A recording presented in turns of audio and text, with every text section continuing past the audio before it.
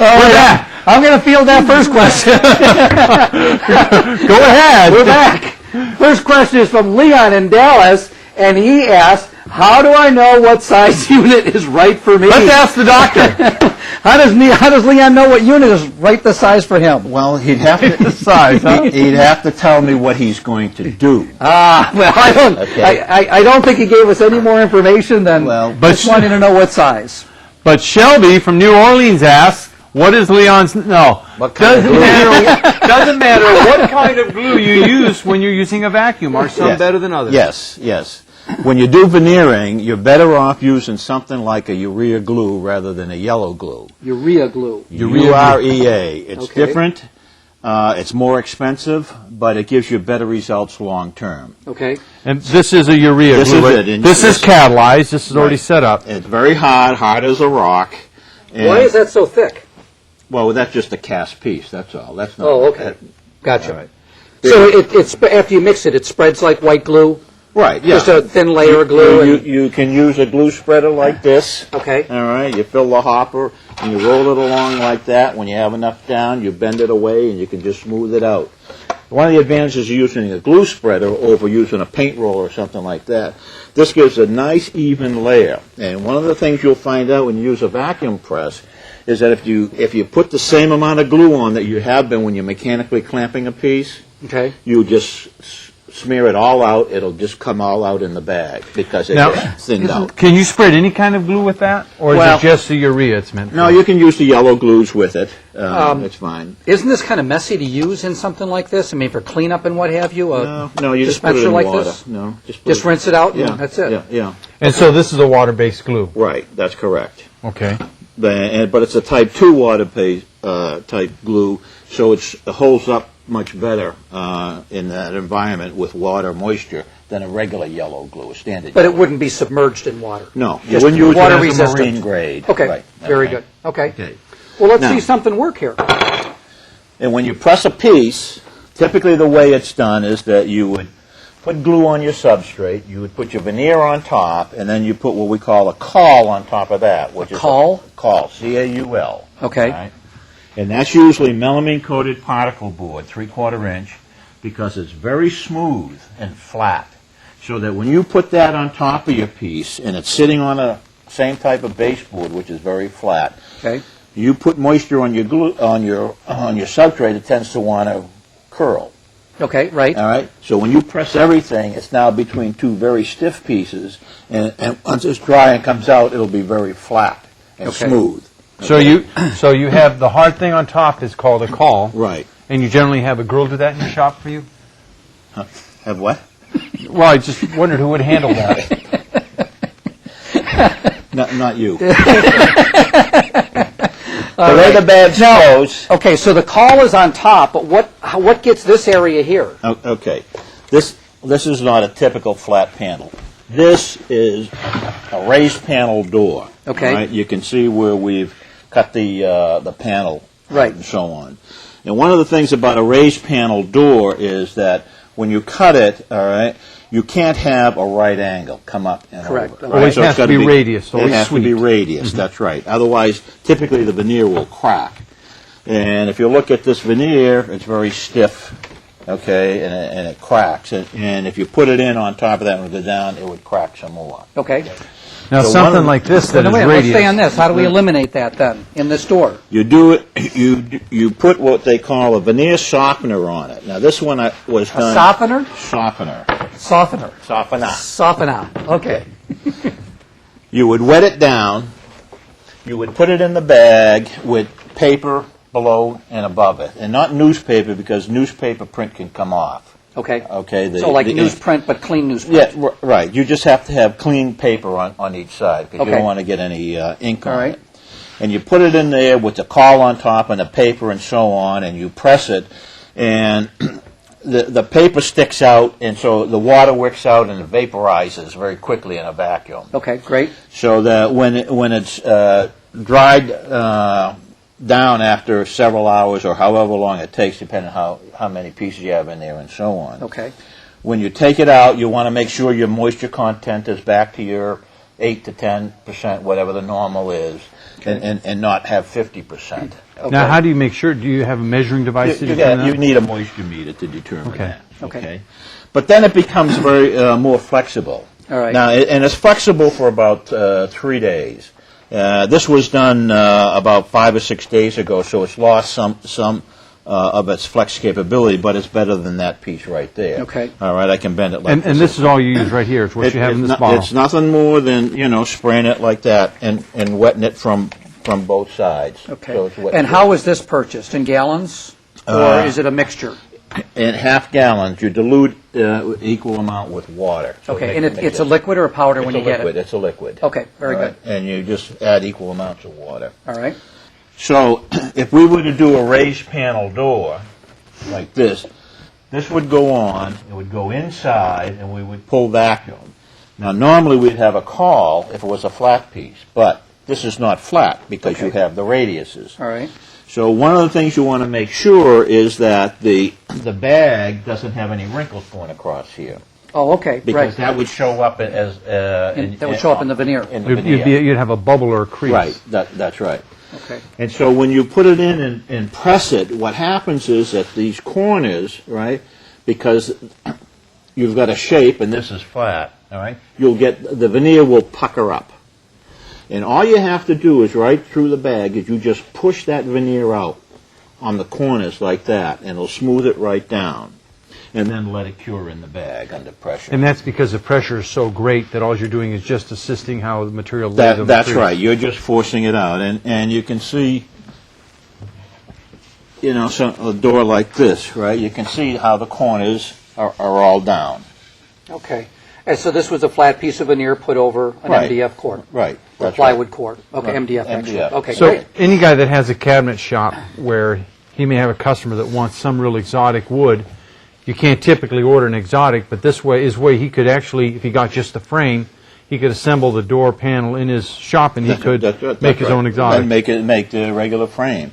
Very good. Now, one of the advantages is that, you can get veneers that are much nicer than, your regular solid woods. Right. Okay? And it's a very high-end product. And not a lot of guys do this. Right. So you make a niche for yourself, and it's very profitable. Mhm. Okay. And how large do the bags come?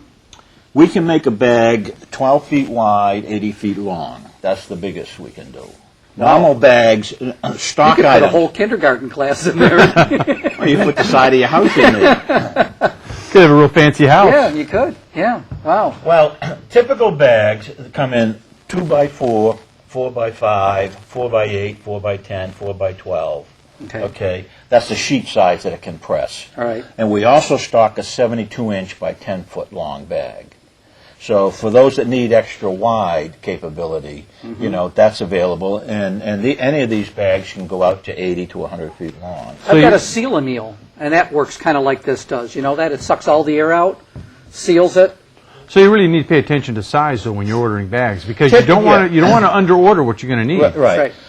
Typically, if a professional woodworker comes and says, I'm not sure, but he's a professional. If he says to me, all I make is little jewelry boxes, no more than 20 inches. So then a 2x4 bag Right. is more than adequate. But if he says, well, I make some kitchens, cabinets, furniture, and a variety of stuff, and he's got a job now and he thinks he only needs a 5-foot bag, I always tell him to get the 8-footer. Okay. Because you're going to need it once you get going. Now, can you draw a vacuum on a bag and take the vacuum off of it and put another bag there? Or do you have to hold vacuum all the time? No, you need to have it hooked up to the machine at all times, but you can have what we call a manifold. So we have a 2-bag, 3-bag, 4-bag manifold. I made a 10-bag manifold. Oh, special for a okay. guy. All right. Great. I've heard of the 2-bagger before. Yeah, that's right. Yeah. I mean, you can hook, as many up to it as you want. Depends the Okay. pump size and so on. All right. Okay. All Now, right. that's veneering. A flat panel, just remember to put a caul on top. Okay? Okay. When you're doing a door, you're just going to push the corners out and just make sure you don't have any right angles in your radius, and you have to soften your veneer, and you'll be fine. Okay. Now, doing a curved piece like this where the form is outside the bag. This is a Obviously, this is a radius jam, and this is already under pressure, as you can see. And I've taken it off the form, and it's holding its shape. Okay. All right? And one of the things you can do if you were making many of these, if you were a contractor, for example, and making radius windows. Right. You know, some contractors now, we sell to a fair number of contractors because they're doing their own cabinets, entertainment centers. You know, when they're building new houses, Right. some of them make their own windows and so on, or jams. You can physically take it off the form, like we Right. have right here. Right. We would have a manifold where this would be still hooked up to the vacuum unit. Oh, so it's still, okay, I was just Right. going to ask you, why can you do it on there and Well, not I've here? got this special setup for Okay, you guys, all you know, right, because okay. you guys are slow and you don't Yeah, get okay. on. Now what you have here, let's explain what this is. This is actually multiple layers of like Plywood. This door is stock. bending ply. Exactly. Okay. And what you've done is you glued it, clamped it onto here Right. to bring it around, and then you put the vacuum to it, which Right. drew it all together. And we have this mesh inside. Okay, the mesh is needed. Okay, to get air out of the other end of the bag. So it's a channel. It's a channel for air. Otherwise, this is so smooth that it would self-seal right around here. Okay. And the other end of the bag would be loose. It does the same thing. If you look at this baseboard here, you see it's got saw curves cut in it. Okay. Okay, and the reason is that they can come back and get out the vacuum hole, so air can get Saw out. curves, you mean? Yeah, yeah. From a table saw. Saw. Okay. Yeah. So all these act as basically as air canals. Right. Okay. That's right. Okay. The other advantage of something like this, if you're working with Let's put this over this. Let's put this over this, and can we draw vacuum? Well, obviously we can draw vacuum on it. Right. All right, so let's just put this what down. you would do, you would put enough clamps on to give you the shape that you want. Okay. Okay. Now, just for the sake of conversation here, let me just hold it in place. And I'm just going to hold it down onto this clamp here, or onto this form. And we're going to turn the air on. Where's the foot pedal? Oh, it's in here. I got it. This is the clamping unit where we're controlling the on-off cycle.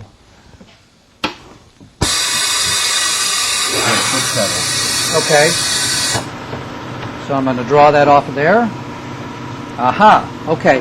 Now, another thing that we talked about earlier is if you wanted to make a shape and you Like wanted to this. make 100 of these, I'll support it from You the could end. actually- Wait a minute. Don't bend it. Yep. you could actually use this first one. You could freeform your shape, put the air to it, let that dry, and that becomes the basis for your mold. And then you would build this up to stiffen it, and then all the rest of the pieces would be laid over that to be drawn to the same shape over and over and over again. Right. So if I were designing a table leg, an S-shaped table leg like Right. this, for example, no, leave it off. Oh, leave it off. Yeah. Right, and I wanted to get an idea of its shape, size, and form, and so on. Oh, you got, okay, that's right. I could glue this up, all right, bend it to the shape I want, full vacuum, and now I have my shape. And once this dries, I can take it out, clean it up, and if it's what I want, it's only taking me 10 minutes of work and a few dollars. For prototyping, it's great. Right. And the great thing about it, and I know we talked about it earlier, is this pump doesn't run all the time. No. Because this has a control in it, it will only turn itself on when it senses the vacuum level drops below what it should be. That's right. This was only on about, 8 seconds or something. for Okay. it. And when the vacuum level drops, it'll kick itself kick back on. itself on. As opposed to the Venturis where we were talking about you need You to do come back manual. and check them Right. periodically. Right. I made my son a half pipe when he was younger. This would have been nice. I could have just made it in a big bag and formed it. It's cool. Right. So, if you're starting out, what we normally recommend is you start with a bag, okay, because you can do a lot more geometry in a bag than you can with a frame press. Okay. All right, you can do a complete cylinder, for example. Okay. One of the other things that we're talking about from Now, an let me ask you application point something. of view- Because we sell cylinders, and we'll have people ask us, how can I put the veneer around that cylinder? So, let's say we sell a cylinder that's 12 inches in diameter and 27 inches high, 27 and a half usually. Okay. Then how would they wrap that? It's a two-step process. Okay. Okay. you put glue all the way around your cylinder, all for about 2 inches where your seam is going to be. Right, okay. And you take your veneer, wrap it all the way around and overlap it, put it in the bag. Okay. You have to make sure that your cylinder, you block the ends with it, and you have to so it reinforce doesn't crush? Well, you don't want the bag to go down. Yeah, the open bag it. would go- The bag okay. would break. So Okay. you stuff it with bubble pack, for Okay. example. Okay? Oh, that's a good idea. So that when you now glue all but 2 inches, all right, you take it out, you put your straight edge on, and now you cut your seam. The reason that you do it in 2 steps, it's very difficult to That's get what I was that thinking, seam how you got to that come together. and line up. Okay. Now, if it's a column going against the wall, it doesn't matter. Right. Okay. But if it's going to be seen, you have to do it in Now, 2 the bag steps. will actually go all the way around the column. Yeah. Okay. Now, All how, right. Yeah, you don't have the baseboard inside. now, Ed, how much of the glue, when you draw it, though, you say it all It's but gonna 2 move inches, up. how much of it's going to Well, run you around? put a piece of tape down there. Okay, something to protect, Yeah. stop it from Very blowing. quickly, Okay. because we're going to go to commercial. Okay. Let's talk about that. One of the things you can do is you can take an odd shape like this, a piece of molding, right? Mm-hmm. If you're doing an entertainment center and you only need 50 feet of it or 40 feet or whatever. Right. You can do it in the bag, and obviously it'd be very difficult to do this with clamps and Oh, blocks sure. and whatever. And the way that it's done is it goes inside the bag and you elevate it about 1 inch, so it's up off of your baseboard. Okay. On the outside of the bag, you put a dowel because you want the bag to go down in the valley and not bridge across the top. On the inside of the bag. Outside. I'm going to put a dowel on the outside of the bag. While this is in the bag, I put that down. And that keeps the bag from bridging straight across here. Okay. Okay. And when I pull vacuum, because it's elevated, the bag can now go all the way down and around and underneath. Okay. And it'll pull the veneer right Very there. good. And you'll get a Okay. good All right. cushion. Well, I We've think got to we go need to commercial break. So we'll be back in just a few minutes, and we'll finish And up. our little friend here is going to help us We're with going to the let him next have it, demo. aren't we? All right. Very Watch good. what we do to the dog. All right. We'll see you.